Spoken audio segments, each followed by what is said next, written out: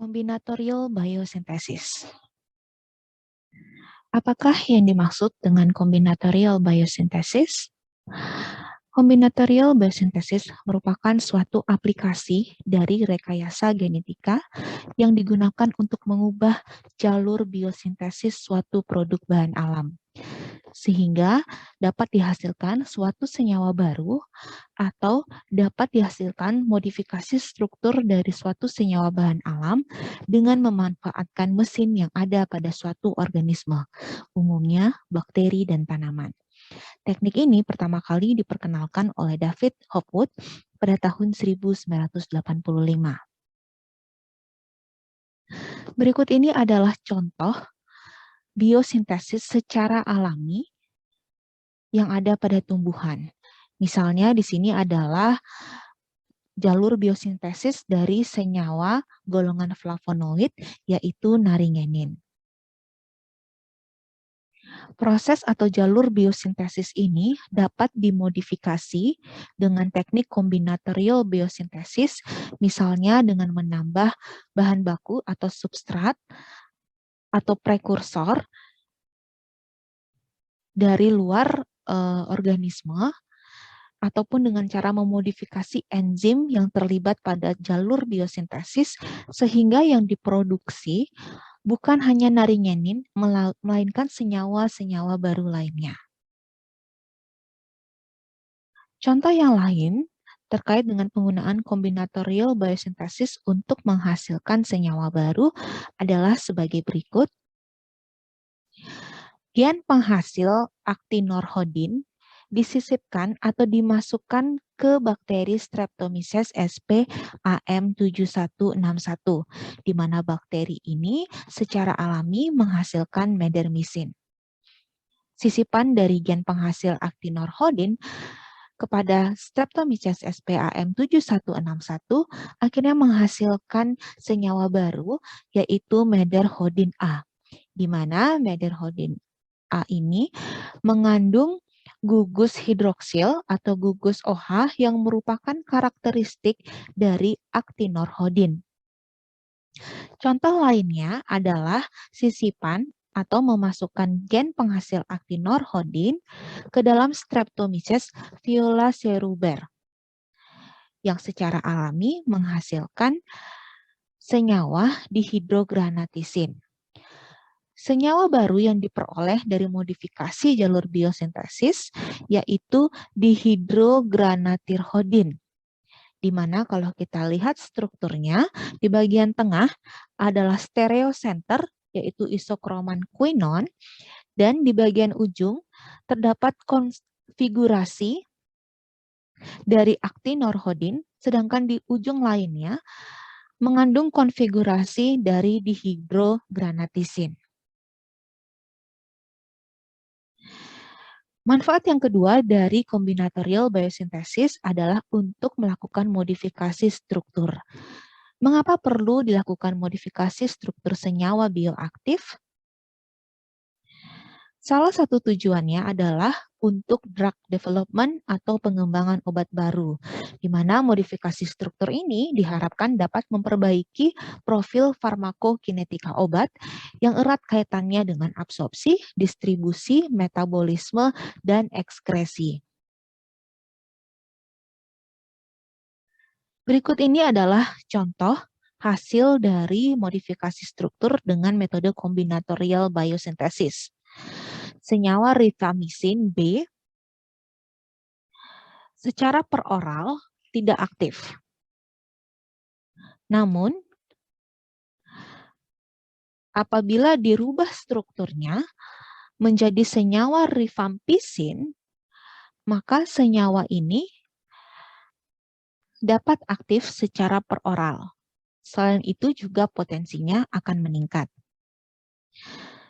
Contoh lainnya adalah senyawa geldamisin, di mana senyawa ini memiliki aktivitas sebagai antitumor namun sangat toksik terhadap organ hepar sehingga tidak memungkinkan untuk dilakukan pengujian klinis pada subjek manusia. Dengan adanya modifikasi struktur dengan mengganti gugus metoksi aromatik, pada cincin aromatik ini dengan substituen nitrogen sehingga menghasilkan senyawa 17-DMAG yang kurang toksik dan dapat digunakan sebagai kandidat pengujian klinis. Pertanyaan berikut yang muncul adalah, seberapa pentingkah dilakukan modifikasi struktur dengan metode kombinatorial biosintesis? Mengapa kita tidak melakukan perubahan struktur dengan menggunakan pendekatan sintesis kimiawi? Ada dua alasan. Yang pertama adalah karena senyawa bioaktif yang berasal dari bahan alam memiliki struktur yang sangat kompleks, sehingga pendekatan kimia sintesis tidak mungkin atau sangat sulit dilakukan. Alasan yang berikutnya adalah karena kombinatorial biosintesis memiliki beberapa kelebihan. Yang pertama adalah ramah lingkungan. Hal ini disebabkan karena apabila dilakukan dengan metode pendekatan kimia sintesis, maka akan menggunakan pelarut-pelarut organik yang toksik dan juga dapat mencemari lingkungan. Kelebihan kedua adalah cost efektif. Apabila metode kombinatorial biosintesis ini berhasil, maka dapat diproduksi senyawa obat baru dalam skala besar yang murah. Proses modifikasi struktur dari suatu senyawa bahan alam dapat melalui berbagai proses reaksi kimiawi, yaitu glikosilasi, oksidasi dan reduksi, metilasi, isoprenilasi, halogenasi, dan alkilasi. Berikut ini adalah contoh dari proses modifikasi struktur 6-deoksieritronolid B yang melalui proses oksidasi, kemudian proses glikosilasi, penambahan gugus gula, dan juga kemudian metilasi, penambahan metil, sehingga diperoleh eritromisin A.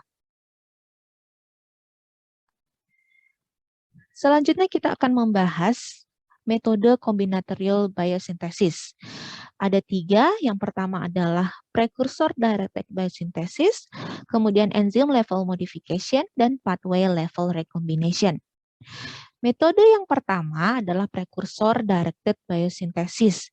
Pada metode ini, prekursor yang baru ditambahkan ke dalam jalur biosintesis.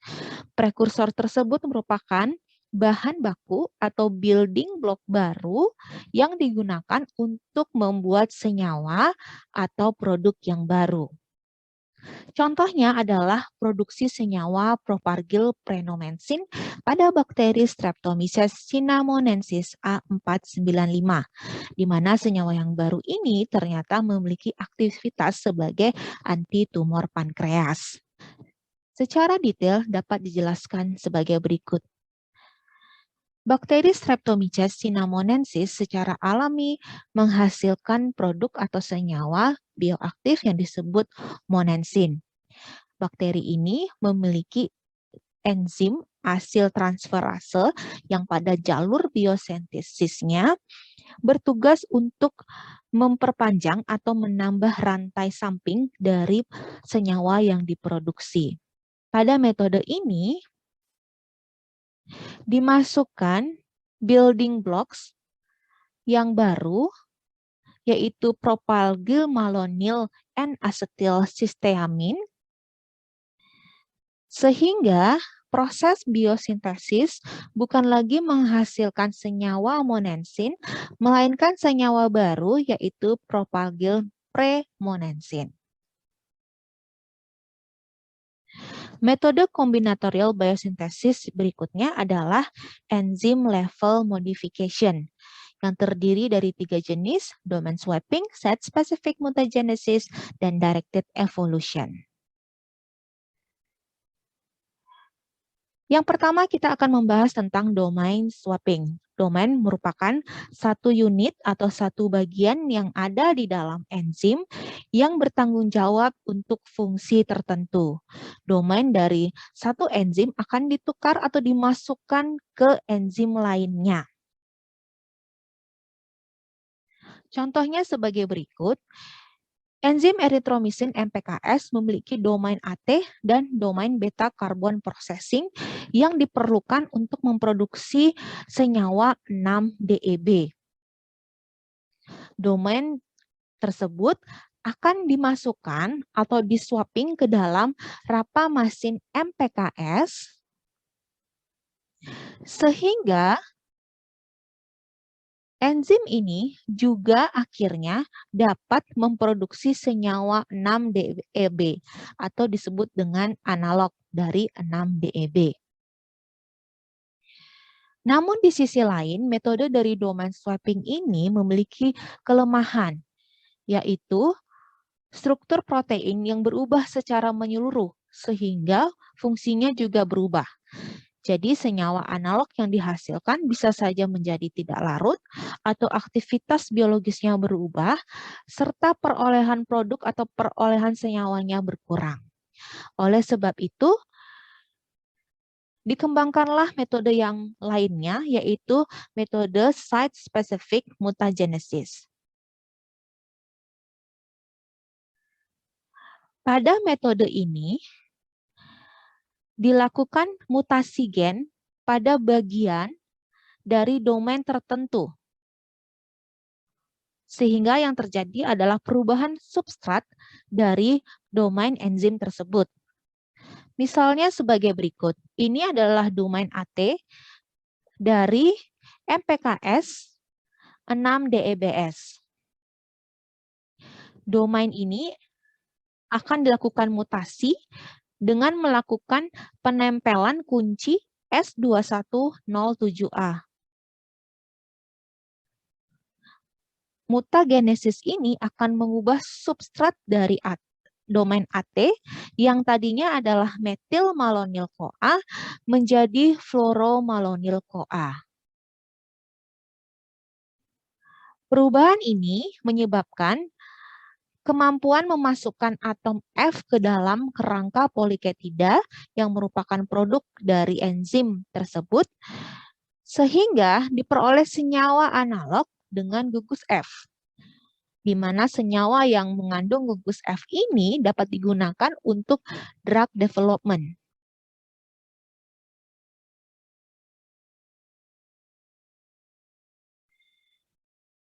Metode yang berikutnya adalah directed evolution,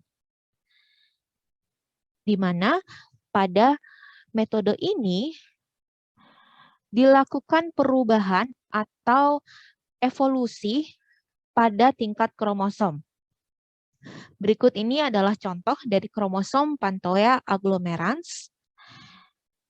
Salah satu proteinnya, yaitu ADMK, ini akan dihapus atau dipotong dan kemudian diganti dengan protein ADMK mutan.